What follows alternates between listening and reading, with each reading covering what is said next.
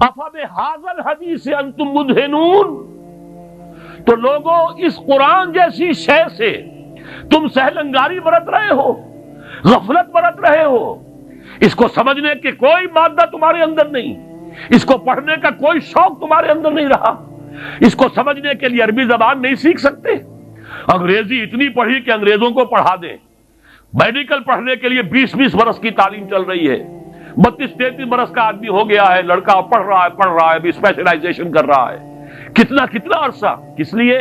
کچھ دنیا کما لو گے، کچھ پیسے زیادہ بن جائیں گے۔ ابھی آپ جو ہے MCS اور کتنی ہزار کی فیسیں جو ہے، لاکھوں تک کے اندر فیسیں دے کر لوگ جو ہے وہ پڑھ رہے ہیں، کس لیے؟ 15-20 ہزار کی ملازمت مل جائے گی۔ قرآن کو سیکھنے کے لیے عربی تم نے نہ سمجھی، عربی نہیں پڑھی، انگریزی جس کے الفابیٹس تم سے جدا، جو 7 سمندر پار کی زبان، وہ تم نے پڑھ لی، اور وہ عربی کہ جس کے حروف وہی ہیں جو تمہاری اپنی زبان کے ہیں، وہ سندھی ہو یا اردو ہو یا فارسی ہو، سب کے حروف تو وہی ہیں، وہی الف با تا ہے، وہ حروف وہی ہیں، وہی داہنے ہاتھ سے لکھے جانے والی بجائے بائیں کے، وہ زبان کے جس کا تمہارا اپنی زبان کا ایک جملہ تم نہیں بول سکتے جس میں لفظ عربی کا نہ ہے، جملہ خود عربی کا لفظ ہے، تمہارا کہاں سے آ گیا لفظ یہ؟ لیکن وہ عربی زبان نہیں سیکھی کہ قرآن اپنی آنکھوں سے پڑھ سکے، اتنی عربی نہیں سیکھی کہ قرآن مجید جو ہے وہ سیدھا آپ کے ذہن اور دل میں اتر جائے۔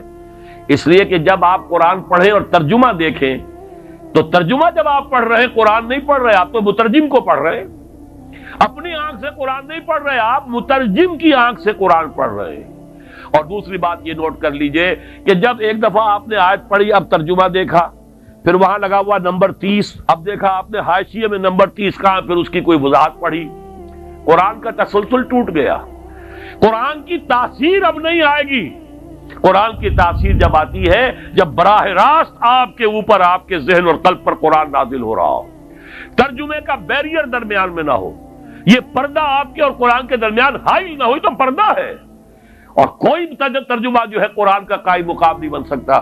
یہی وجہ ہے کہ ہمارے علماء کا فیصلہ رہا ہے، آج تک اس پر قائم ہے، کہ مجرد ترجمہ کبھی شائع نہیں کیا جانا چاہیے، متن کے ساتھ ترجمہ ہو، اس لیے کہ قرآن عربی زبان میں ہے، قرآن تو متن ہے، اس کا ترجمہ قرآن نہیں ہے۔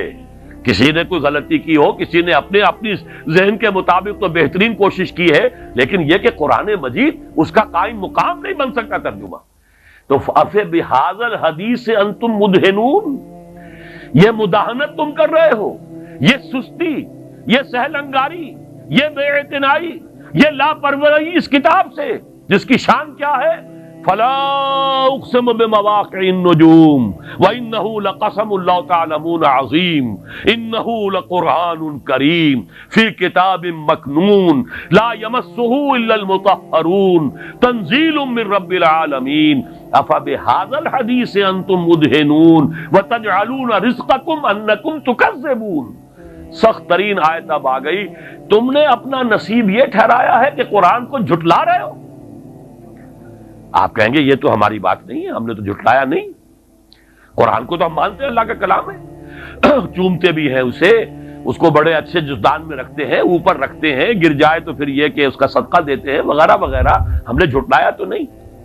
لیکن اصل میں ایک جھٹلانا ہے زبان سے، تکذیب قولی، ایک جھٹلانا ہے تکذیب فعلی یا تکذیب حالی۔ اگر آپ اسے پڑھتے نہیں، سمجھتے نہیں، اس پر عمل نہیں کرتے، اسے اپنا امام نہیں بنایا تو جھٹلا رہے ہیں آپ اس کو۔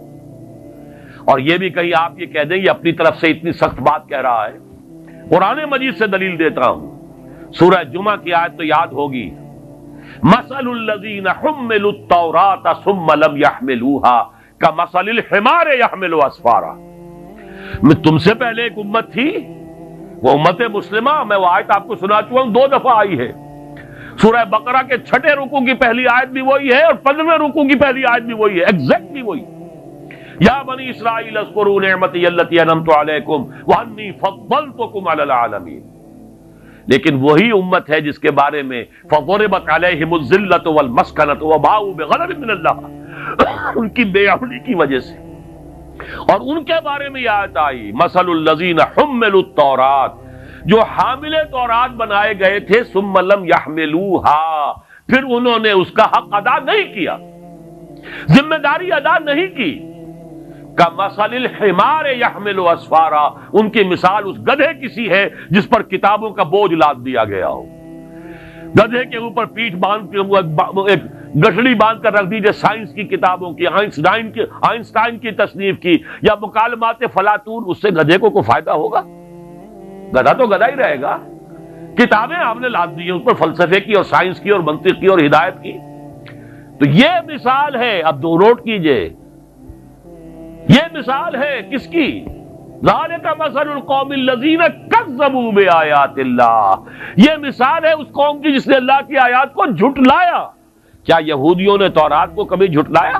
نہیں، مانتے رہے یہ خدا کی کتاب ہے، آج بھی مانتے ہیں، آج بھی پڑھتے ہیں۔ اس کی تلاوت کر کر کے کبھی آپ نے ٹیلی ویژن پر دیکھا ہوگا، جو ویلنگ وال ہے بیت المقدس میں، جو ان کا پرانا جو ہیکل تھا اس کی ایک دیوار سالم کھڑی ہے، باقی تو پورا ہیکل جو زمین بوس ہے، گرا ہوا ہے۔ وہاں تو اب قبۃ الصخرہ بھی بنا ہوا ہے اور مسجد جو ہے مسجد اقصیٰ بھی بنی ہوئی ہے، اور وہ اس کو گرانے کے درپے ہے تاکہ اپنا ہیکل دوبارہ بنائے۔ 2 مرتبہ گر چکا ہے تاریخ میں، اور اب 1929 برس سے گرا ہوا ہے۔ سن 70 عیسوی میں ٹائٹس رومی نے اسے گرایا تھا اور آج تک وہ گرا پڑا، صرف ایک دیوار ہے اس کی سالم۔ وہاں جاتے ہیں، ٹکرے مارتے ہیں، پڑھتے ہیں، اور تورات جس طریقے سے پڑھ رہے ہوتے ہیں وہ جیسے ہم قرآن مجید پڑھتے ہیں، حفاظ کو آپ دیکھتے ہیں جھوم جھوم کر اور ہل کر پڑھتے ہیں، ایسے پڑھتے ہیں۔ تو تورات کو جھٹلایا اس معنی میں نہیں کہ انہوں نے یہ کہا یہ اللہ کا کلام نہیں ہے، جھٹلایا عمل سے، جب اس پر عمل نہیں کیا تو جھٹلایا۔ یہ ہے وہ تکذیب فعلی، تکذیب حالی جو آج مسلمان کر رہے ہیں۔ کہاں ہے قرآن کا نظام؟ کہاں ہے قرآن کا قانون؟ کہاں ہے وہ غیر سودی معیشت؟ کہاں ہے وہ پردہ، وہ حجاب، وہ حیا، وہ ستر؟ کہاں ہے؟ وہاں تو مسلمان ملک ہے، بڑا چوٹی کا ملک ہے، اور ہمارے مشرف صاحب نے بھی کہا کہ اتا ترک جو ہے میرے آئیڈیل ہیں۔ وہاں تو برقع تو خیر دور کی بات نہیں، وہ تو زبردستی اتا ترک نے اتروایا تھا، ترک قوم کا، ترک خواتین کا۔ آج تو سر کے اوپر سکارف نہیں رکھ سکتی وہ۔ ایک خاتون آ گئی تھی پارلیمنٹ کی ممبر بن کر جس نے سر پہ رومال باندھا ہوا، بس اتنا، اس کے بنا پر اس کی پارلیمنٹ کی ممبرشپ بھی ختم، اس کی نیشنلٹی بھی ختم۔ یہ حال تو کہاں ہے وہ نظام؟ قرآن تو کہیں نہیں۔ یہ تکذیب ہے قرآن کی جو ہم کر رہے ہیں۔